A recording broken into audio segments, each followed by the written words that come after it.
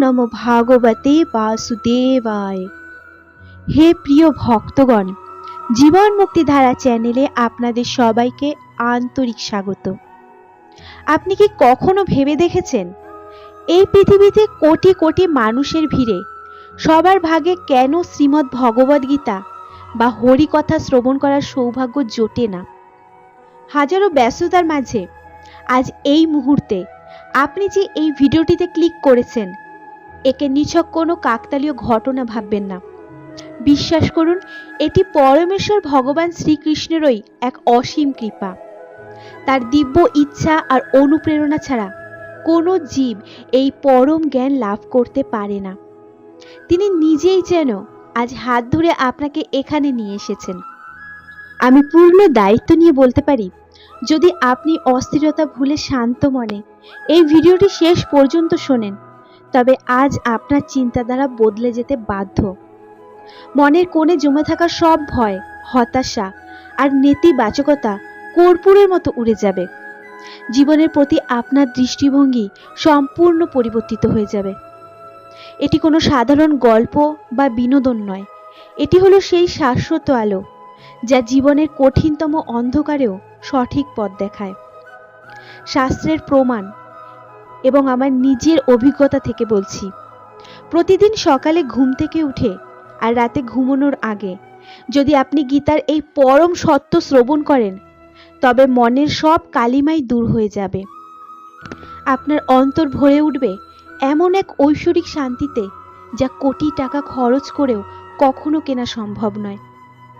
একটি প্রদীপের আলো যেমন অন্য প্রদীপকে প্রজ্বলিত করলে কমে না, বরং চারপাশের অন্ধকারকে দূর করে আরও উজ্জ্বল হয়ে ওঠে, জ্ঞানও ঠিক তেমনি।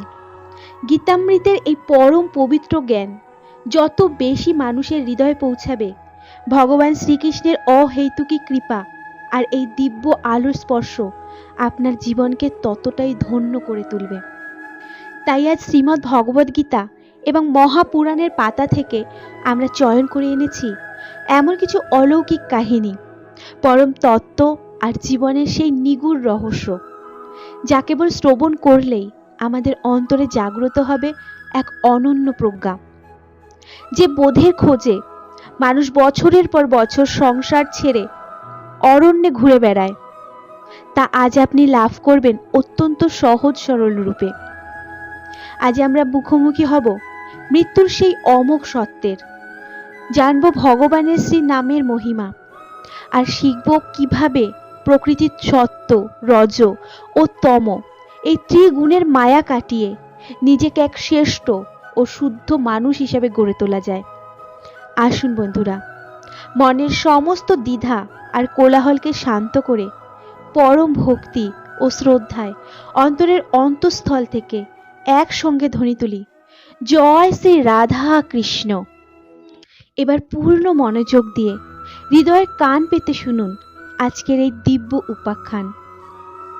বন্ধুরা, প্রথমেই আপনাদের মহাভারত ও পুরাণের এমন এক জনপ্রিয় কাহিনী শোনাবো যা আমাদের শেখায় মৃত্যু স্বয়ং ঈশ্বরকেও ভয় পায় না, বরং তারই তৈরি অমোঘ নিয়মে চলে, যার মৃত্যু যেখানে, যেভাবে এবং যে মুহূর্তে নির্ধারিত তা ঘটবেই। ত্রিভুবনের কোনো শক্তিই তা রুখতে পারবে না। একদা পক্ষীরাজ গরুর এবং এক সাধারণ কাকের মধ্যে গভীর বন্ধুত্ব গড়ে ওঠে।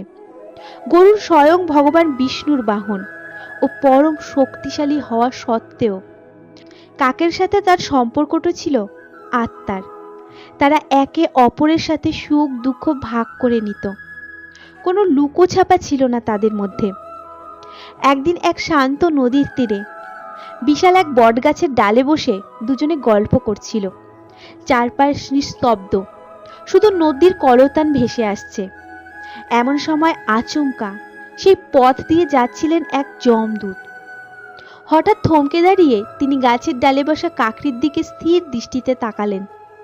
তারপর তার ঠোঁটের কোণে ফুটে উঠল এক রহস্যময় অদ্ভুত হাসি। কিছুই না বলে তিনি চলে গেলেন।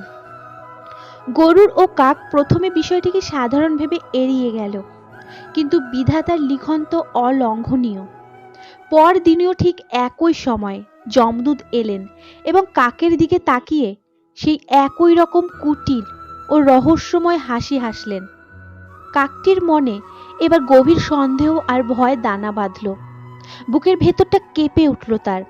সে কাঁপা কাঁপা গলায় পরম বন্ধু গরুরকে বলল, বন্ধু, তুমি কি লক্ষ্য করেছ ওই কালো যমদূত গতকালও আমার দিকে তাকিয়ে হেসেছিল, আজও হাসলো। নিশ্চয়ই কোনো অমঙ্গল ঘটতে চলেছে। আমার মন বলছে আমার মৃত্যু ঘনিয়ে এসেছে। ও নিশ্চয়ই আমার প্রাণ নিতে চায়। গরুর ছিলেন মহাজ্ঞানী ও শক্তিশালী। তিনি বন্ধুকে অভয় দিয়ে শান্ত করার চেষ্টা করলেন। তুমি অহেতুক ভয় পাচ্ছ। যমদূতের হাসির পেছনে অন্য কোনো কারণও তো থাকতে পারে।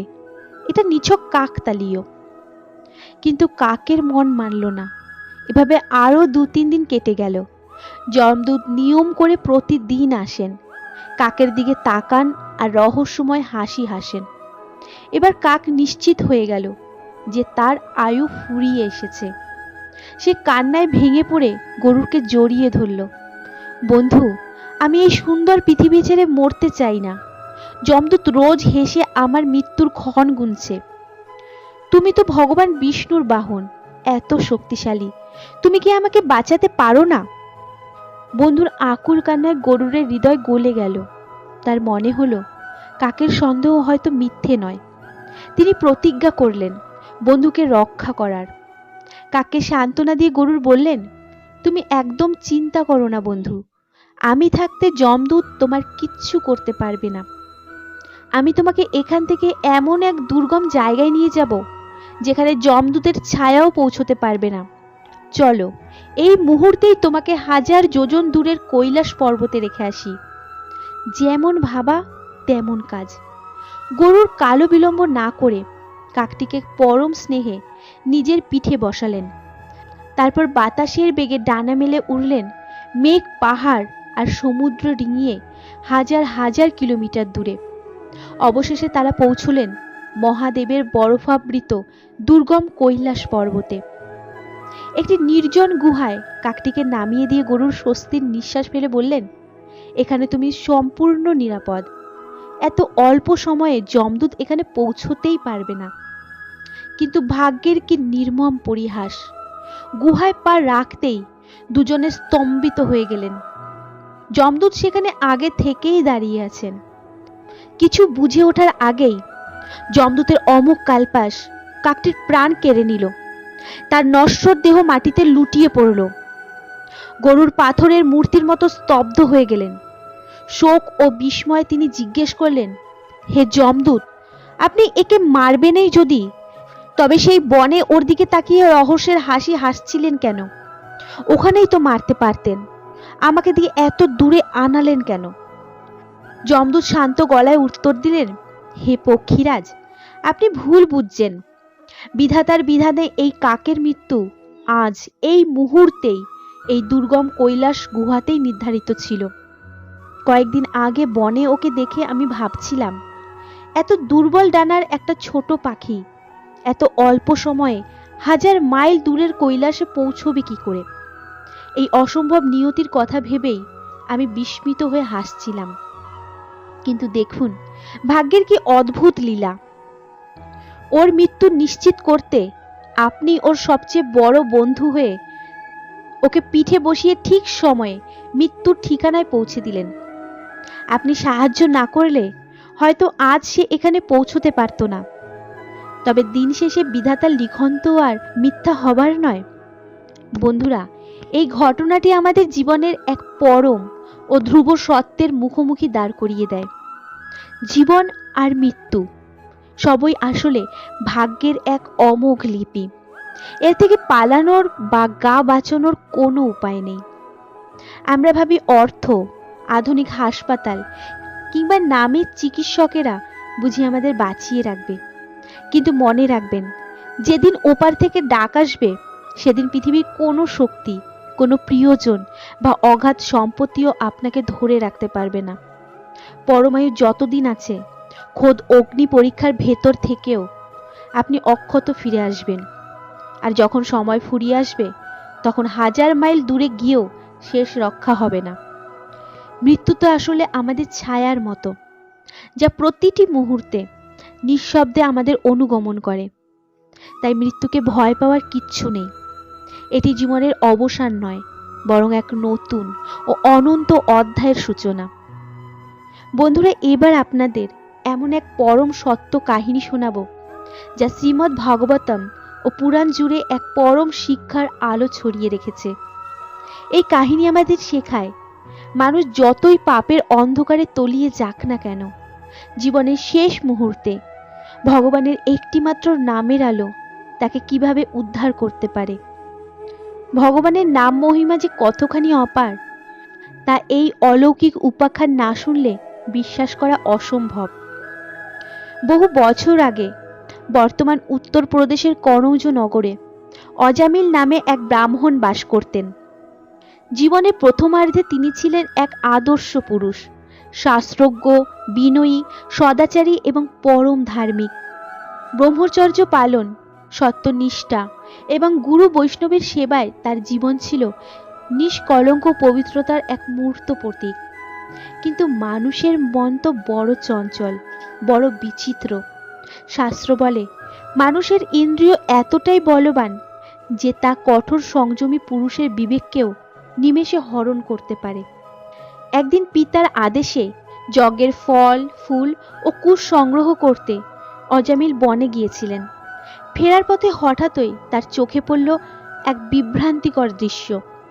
তিনি দেখলেন এক মদ্যপ কামাসক্ত পুরুষ এক রূপব জীবিনীর সাথে অত্যন্ত শালীলতাহীন ও আপত্তিকর অবস্থায় মগ্ন।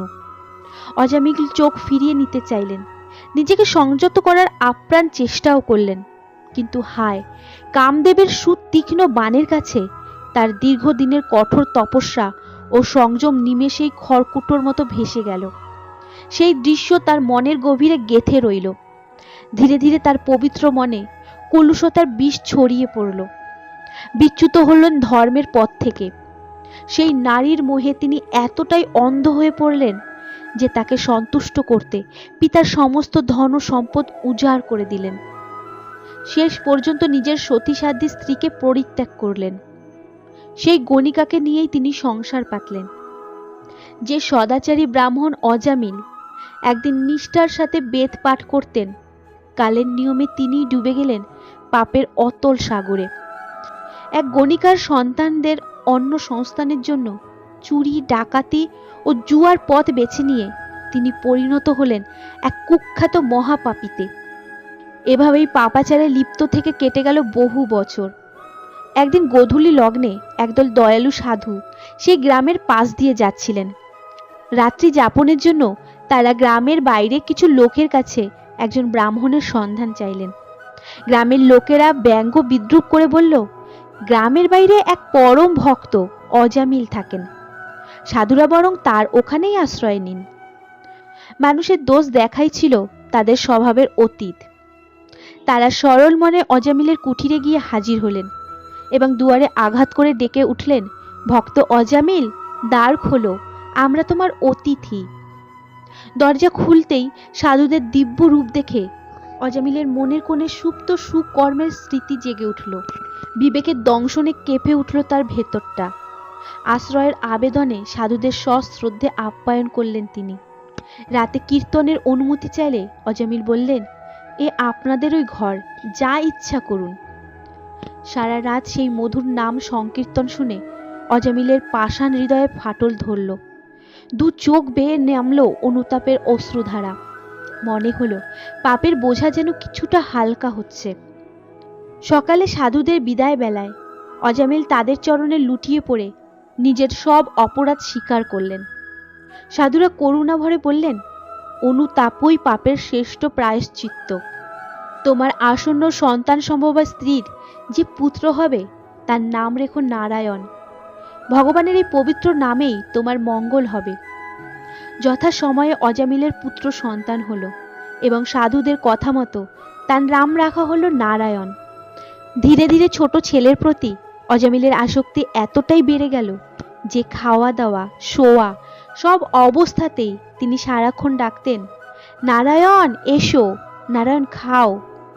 ছেলেকে ডাকলেও অজান্তেই তার মুখ দিয়ে উচ্চারিত হতো ভগবানের পবিত্র নাম।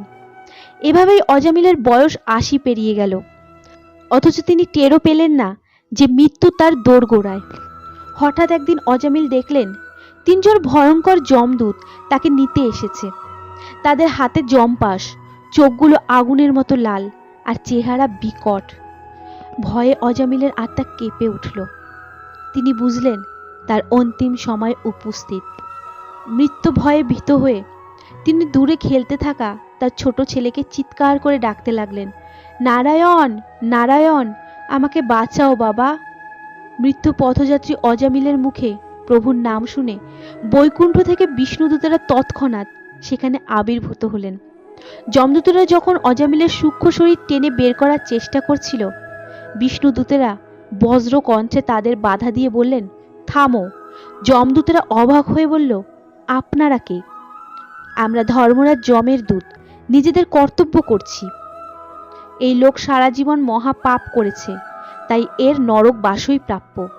আপনারা আমাদের বাধা দিচ্ছেন কেন? তখন বিষ্ণুদূতেরা হেসে এক পরম আধ্যাত্মিক সত্য প্রকাশ করলেন, তোমরা যদি ধর্মের সেবক হও তবে ধর্মের আসল তত্ত্বটি শোনো। এই ব্যক্তি মৃত্যুর ভয়ে অবচেতন ভাবেই হোক বা ছেলেকে ডাকার ছলে ভগবানের নাম উচ্চারণ করেছে, নারায়ণ। এই 4টি অক্ষরের শক্তি তোমরা জানো না? চোর, মদ্যপ বা বিশ্বাসঘাতক পাপী যতই বড় হোক না কেন, অন্তিম সময়ে ভগবানের নাম সমস্ত পাপের পরম প্রায়শ্চিত্ত। আগুনের একটি ছোট স্ফুলিঙ্গ যেমন বিশাল ধানের গাদাকে পুড়িয়ে ছাই করে দেয়, প্রভুর নামও তেমনি কোটি জন্মের পাপ নিমেষে ভস্ম করে দেয়। বিষ্ণুদূতেরা স্পষ্ট জানিয়ে দিলেন, নাম উচ্চারণের সাথে সাথেই অজামিলের মন পবিত্র হয়ে গেছে, তাই যমদূতেরা তাকে স্পর্শও করতে পারবে না। বিষ্ণুদূতের মুখে ভাগবত ধর্মের পরম তত্ত্ব শুনে যমদূতেরা রিক্ত হাতে ফিরে গেল। মৃত্যুর দুয়ার থেকে অলৌকিকভাবে জীবন ফিরে পেয়ে অজামিলের ভেতরে সুপ্ত চেতনা জেগে উঠল। তীব্র বৈরাগ্য ও অনুশোচনায় দগ্ধ হয়ে তিনি ভাবলেন, হায়, ইন্দ্রিয় সুখের বশে আমি আমার কুল ধর্ম হারিয়ে কতখানি নিচে নেমে গিয়েছিলাম। ধন্য প্রভুর নাম, যা অবহেলায় উচ্চারিত করেও আমি নরক যন্ত্রণা থেকে মুক্তি পেলাম। শুধু পুত্রের নাম ধরে ডাকার ফলেই যদি এই গতি হয়, তবে পরম ভক্তিভরে ডাকলে না জানি কত কৃপা পেতাম। সংসারের মোহ ত্যাগ করে অজামিল সোজা চলে গেলেন হরিদ্বারে, গঙ্গার পবিত্র তটে। সেখানে ভগবানের মন্দিরে বসে ইন্দ্রিয় সংযম ও কঠোর তপস্যার মাধ্যমে নিজের মনকে পরমাত্মায় বিলীন করে দিলেন। তপস্যার অন্তে দিব্য দেহ লাভ করে তিনি বিষ্ণু দূতদের সাথে স্বর্ণরথে চড়ে বৈকুণ্ঠ ধামে গমন করলেন। পরীক্ষিতের প্রতি সুখদেব গোস্বামী অমৃত বাণীতে বলেছেন, হে রাজন, ধর্ম পাপহরি এই ইতিহাস পরম গোপনীয়। যিনি শ্রদ্ধা ও ভক্তির সাথে এই উপাখ্যান শ্রবণ বা পাঠ করেন, যমদূতেরা তার দিকে তাকানোর সাহসও পায় না। অজামিলের মতো মহাপাপী যদি কেবল পুত্রের নাম ডাকার ছলে মুক্তি পেতে পারে, তবে যারা জেনে বুঝে পরম ভক্তি ভরে ভগবানের নাম জপ করেন, তাদের পরম গতির কথা আর নতুন করে কি বলার আছে? বন্ধুরা, এই গল্প শোনার পর হয়তো ভাবছেন, তাহলে কি যা খুশি তাই করব আর শেষে ঈশ্বরের নাম জপ করব? না, শ্রীকৃষ্ণ গীতায় বলেছেন, আমাদের কর্মের ফল আমাদেরই ভোগ করতে হবে। মানুষ যত চতুরই হোক, কর্মফল থেকে পালানোর সাধ্য কারও নেই। আপনার ভালো কাজ যেমন কঠিন সময়ে আপনাকে রক্ষা করবে, তেমনি অন্যায়ের শাস্তিও আপনাকে পেতেই হবে। আচ্ছা, এই পৃথিবীতে সবচেয়ে কঠিন কাজ কি জানেন? ধন, যশ নাকি ভালোবাসা পাওয়া? শ্রীকৃষ্ণের মতে সবচেয়ে কঠিন কাজ হলো নিজের ভুল স্বীকার করা। আমরা সব সময় অন্যের দোষ খুঁজতে ব্যস্ত থাকি, কিন্তু নিজের ভুল মানতে চাই না। অথচ যে মানুষ নিজের ভুল স্বীকার করে তা শুধরে নেয়, তার উন্নতির পথ কেউ আটকাতে পারে না। তাই আত্মবিশ্বাসী হন, ভুল হলেও তা অকপটে স্বীকার করে শুধরে নিন। দেখবেন জীবন আনন্দে ভরে উঠবে। কুরুক্ষেত্রের যুদ্ধক্ষেত্রে বিষাদগ্রস্ত অর্জুনকে পরমেশ্বর শ্রীকৃষ্ণ এক পরম সত্যের আলো দেখিয়েছিলেন। তিনি বলেছিলেন, হে অর্জুন, তুমি শোক করো না। এই দেহ নশ্বর, বালির প্রাসাদের মতো, যা একদিন মাটিতে মিশে যাবে, কিন্তু আত্মা অমর, অবিনশ্বর। তাকে কোনো অস্ত্র কাটতে পারে না, আগুন পোড়াতে পারে না। আমরা যেমন জীর্ণ পোশাক বদলে নতুন বস্ত্র পরিধান করি, আত্মাও তেমনি পুরনো দেহ ত্যাগ করে নতুন দেহ ধারণ করে মাত্র। তাই মৃত্যু অবধারিত জেনে শোক করা বৃথা। শ্রীকৃষ্ণ আমাদের কর্মের মহা সত্য মনে করিয়ে দিয়ে বলেছেন, তুমি তোমার জীবনের একমাত্র রূপকার। যেমন বীজ বুনবে তেমনই ফল পাবে।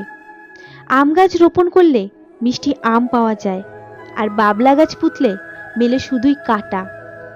জীবন পথে চলতে গেলে সমাজ আপনার দিকে পাথর ছুঁড়বেই, তা কখনো অপমানের, কখনো ব্যর্থতার, আবার কখনো বা নিন্দার। কিন্তু সেই পাথরগুলো দিয়ে আপনি কি নিজের জন্য ব্যথার পাহাড় বানাবেন, নাকি সাফল্যের মজবুত সেতু তৈরি করবেন, তা সম্পূর্ণ আপনার হাতে। নিন্দাকে ভয় না পেয়ে নিন্দুককে নিজের হিতাকাঙ্ক্ষী মনে করে নিজেকে শুধরে নেওয়ার কাজে লাগান। লক্ষ্যের প্রতি অবিচল থাকার সবচেয়ে বড় উদাহরণ মহাভারতের সেই বিখ্যাত ঘটনাটি। গুরু দ্রোণাচার্য যখন শিষ্যদের ধনুর্বিদ্যা পরীক্ষা করেছিলেন, তখন গাছের ডালে একটি কৃত্রিম পাখি ঝুলিয়ে সবাইকে জিজ্ঞাসা করলেন, তোমরা কি দেখতে পাচ্ছ? কেউ বললেন তিনি গাছ দেখছেন, কেউ ফল, আবার কেউ বা পুরো বন দেখছেন। গুরুদেব সবাইকে সরিয়ে দিলেন। সব শেষে এলেন অর্জুন। তীরধনুক হাতে লক্ষ্য স্থির করে তিনি বললেন, গুরুদেব, আমি শুধু পাখিটির চোখ দেখতে পাচ্ছি, আর কিচ্ছু না। না কোনো গাছ, না পাতা, আমার চোখে শুধু ওই পাখির চোখ। গুরুদ্রোণ আনন্দিত হয়ে বললেন, তীর চালাও। আর অর্জুনের তীর সোজা গিয়ে বিঁধল পাখির চোখে। জীবনের যুদ্ধে সফল হতে হলে অর্জুনের মতোই অবিচল মনোযোগ চাই। আপনি যখন পাখির চোখের মতো নিজের লক্ষ্যে ফোকাস করবেন, তখন চারপাশের কোনো কোলাহল বা কোনো নেতিবাচকতা আপনার কানে পৌঁছবে না। বন্ধুরা, আজ আমরা প্রবেশ করতে চলেছি শ্রীমদ্ ভগবদ গীতার এক গভীর ও বাস্তবমুখী দর্শনে। চতুর্থ অধ্যায়, গুণত্রয় বিভাগ যোগ। কখনো কি ভেবে দেখেছেন আমাদের চারপাশের মানুষগুলোর স্বভাব এত আলাদা কেন? কেউ শান্ত পরোপকারী, কেউ সারাক্ষণ ইঁদুর দৌড়ে ব্যস্ত, আবার কেউ বা চরম অলস। এই কেনর উত্তর ভগবান শ্রীকৃষ্ণ দিয়েছেন এই অধ্যায়ে। শ্রীকৃষ্ণ বলেছেন, এই জড় প্রকৃতি হল সমস্ত সৃষ্টির মা, আর পরমেশ্বর স্বয়ং হলেন বীজদাতা পিতা। জন্মের মুহূর্ত থেকেই এই প্রকৃতি আমাদের তিনটি অদৃশ্য সুতো বা গুণ দিয়ে বেঁধে ফেলে। আমাদের স্বভাব ও ভাগ্য নিয়ন্ত্রণ করে এই তিন গুণ, সত্য, রজ এবং তম। সত্য হলো পবিত্রতা, নির্মলতা এবং দিব্য জ্ঞানের আলো। যখন আপনার মন শান্ত থাকে, আধ্যাত্মিকতায় আনন্দ পান এবং নিঃস্বার্থভাবে মানুষের উপকার করতে ইচ্ছে করে, তখন বুঝবেন আপনার মধ্যে সত্যগুণ জাগ্রত। সত্যগুণ মানুষকে সুখ ও জ্ঞানের বন্ধনে বাঁধে। তবে এরও একটি সূক্ষ্ম ফাঁদ আছে। অনেক সময় জ্ঞানী ব্যক্তি নিজের জ্ঞান নিয়ে অহংকারী হয়ে ওঠেন, যা তাকে ঈশ্বরের থেকে দূরে সরিয়ে দেয়। রজগুণ মূলত তীব্র আকাঙ্ক্ষা, মোহ এবং আসক্তির প্রতীক। আমার আরও টাকা চাই, আরও ক্ষমতা চাই, আরও বিলাসিতা চাই, এই যে অন্তহীন তৃষ্ণা, এটাই রজগুণ। তমগুণ হলো অজ্ঞানতা, মোহ এবং অন্ধকারের প্রতীক। এই গুণ মানুষকে সম্পূর্ণ নিষ্ক্রিয় করে দেয়। কোনো কাজ না করে শুধু ঘুমিয়ে থাকা, আলস্য, নেশার ঘোরে ডুবে থাকা এবং কোনটা ঠিক আর কোনটা ভুল সেই বিচার বুদ্ধি হারিয়ে ফেলাই হলো তমগুণের বিশেষ লক্ষণ। আমাদের প্রত্যেকের মধ্যেই এই তিন গুণের কম বেশি উপস্থিতি রয়েছে। কখনো সত্যগুণ প্রাধান্য পায়, কখনো রজ, আবার কখনো তম। তবে জীবনের প্রকৃত উদ্দেশ্য হলো এই 3 গুণের ঊর্ধ্বে উঠে গুণাতীত হওয়া এবং পরমাত্মার সাথে যুক্ত হওয়া। গীতার পরম জ্ঞান অনুসারে মৃত্যুর মুহূর্তে মানুষের মানসিক অবস্থাই তার পরবর্তী জন্ম নির্ধারণ করে। যিনি সত্যগুণের শান্ত পবিত্রতার দেহত্যাগ করেন তিনি উচ্চতর জ্ঞানীদের জগতে স্থান পান। তীব্র বাসনা ও কর্মের আসক্তি নিয়ে রজগুণে মৃত্যু হলে মানুষকে পুনরায় এই মর্ত্যলোকেই কর্মচক্রের আবর্তে ফিরে আসতে হয়। আর মোহ, অজ্ঞানতা বা তমগুণে আচ্ছন্ন হয়ে প্রাণ হারালে মানুষ পশু পাখি বা বিবেকহীন মূঢ় যোনিতে অধঃপতিত হয়। এই ত্রিগুণের বন্ধন থেকে মুক্তির উপায় হিসেবে শ্রীকৃষ্ণ অর্জুনকে এক পরম জীবন দর্শনের আলো দেখিয়েছেন। তিনি বলেন, যিনি নিজেকে কর্মের কর্তা না ভেবে জীবনের সব পরিস্থিতিকে কেবল একজন নিরপেক্ষ সাক্ষী হিসেবে দেখেন, তিনি গুণাতীত হয়ে ঈশ্বরকে লাভ করেন। এমন মানুষ জীবনের সুখ দুঃখ, মান অপমান ও শত্রু মিত্রের ভেদাভেদ সব সময় সমভাব বজায় রাখেন।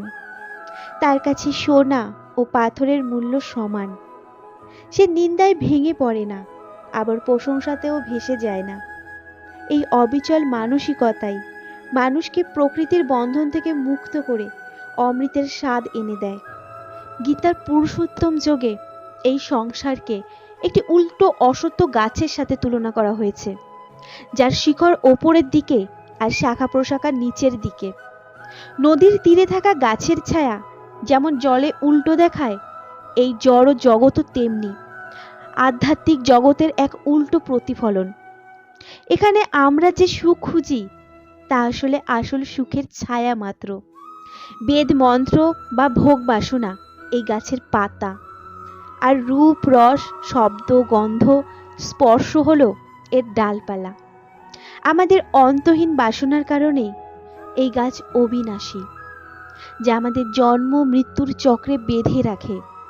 ভগবান শ্রীকৃষ্ণ বলেছেন, এই সুদৃঢ় সংসার বৃক্ষকে বৈরাগ্য রূপে তীক্ষ্ণ কুঠার দিয়ে কেটে ফেলতে হবে। তবে এর অর্থ সংসার ত্যাগ করে বনে যাওয়া নয়। এর অর্থ হলো আসক্তিহীন হওয়া, পদ্মপাতার জলের মতো সংসার থেকেও মায়ার লিপ্ত না হওয়া। তবেই সেই পরম ধামের সন্ধান মিলবে, যেখান থেকে আর ফিরে আসতে হয় না। সংসারে দুটি সত্তা আছে, নশ্বর দেহ আর অবিনাশী আত্মা। আর এই দুইয়ের ঊর্ধ্বে যিনি পরম যত্নে মহাবিশ্বকে ধারণ করে আছেন তিনি হলেন পুরুষোত্তম পরমাত্মা। এই গূঢ় সত্য যিনি জানেন তিনি প্রকৃত ভক্ত। শ্রীকৃষ্ণের এই অমৃতবাণী আমাদের প্রাত্যহিক জীবনের সকল সমস্যার সমাধান দিয়ে বেঁচে থাকার ধরন বদলে দিতে পারে, যার মূল মন্ত্র লুকিয়ে আছে ধৈর্য আর সময়ের এক পরম খেলায়। শ্রীকৃষ্ণ বলেন, জীবন আমাদের প্রতিনিয়ত যে পাঠ শেখায় পৃথিবীর কোনো বিদ্যালয় তা শেখাতে পারে না। বন্ধুরা, পরিস্থিতি যাই হোক অভিযোগ না করে সর্বদা কৃতজ্ঞ থাকুন। মনে রাখবেন ঈশ্বর আপনাকে যা দিয়েছেন তা অনেকের কাছেই স্বপ্ন। আজকের এই আলোচনায় আমরা জানলাম মৃত্যুর অমোঘ বিধান, নামের মহিমা এবং জীবনের আসল সারমর্ম। আশা করি এই কথাগুলো আপনার হৃদয়ে নতুন আলো দেখাবে। ভিডিওটি কেমন লাগলো কমেন্টে অবশ্যই জানাবেন। এমন আরও আধ্যাত্মিক ও অনুপ্রেরণামূলক ভিডিও পেতে আমাদের জীবন মুক্তিধারা চ্যানেলটি সাবস্ক্রাইব করে প্রিয়জনদের সাথে শেয়ার করে দিন। সবাই ভালো থাকুন, সুস্থ থাকুন এবং সৎ পথে চলুন। জয় শ্রী রাধা কৃষ্ণ।